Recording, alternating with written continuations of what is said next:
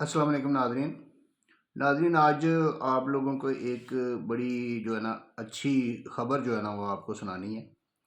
अदालती निज़ाम में एक नया नोटिफ़िकेशन जारी किया गया है कि अब जो कोई भी दावा दायर किया जाएगा या किसी किस्म की एप्लीकेशन मूव की जाएगी, अगर कोई ज़मानत दायर की जाएगी या कोई अपील दायर की जाएगी, session court, district and session court और सिविल कोर्ट्स में और मजिस्ट्रेट्स के पास, जो भी कोई अगर कार्रवाई किसी किस्म की कोई पिटीशन, कोई दरख्वास्त, कोई दावा कोई दायर किया जाएगा, तो उसके लिए जो प्लेंटिफ है यानी कि जो मुद्दई होगा, जो दावा दायर करने वाला होगा, उसका बायोमेट्रिक लाजमी करार दे दिया गया है।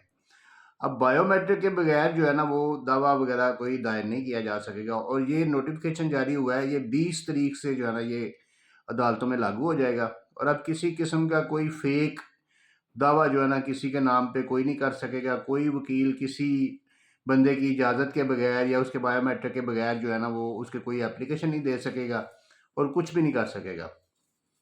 और ये जो है ना ये सिस्टम बहुत अच्छा जो है ना कर दिया गया है। तो इसमें अवाम को रिलीफ होगा, लेकिन इसमें प्रॉब्लम ये होगी कि अभी नादरा की जो फ्रेंचाइज हैं वो ज़्यादातर कायम नहीं की गई। कई अदालतों में एक डेस्क कायम किया जाएगा जिसके ऊपर वो बायोमेट्रिक होगा, लेकिन लगता यही है कि वहाँ पे भी लंबी लाइनें लगेंगी।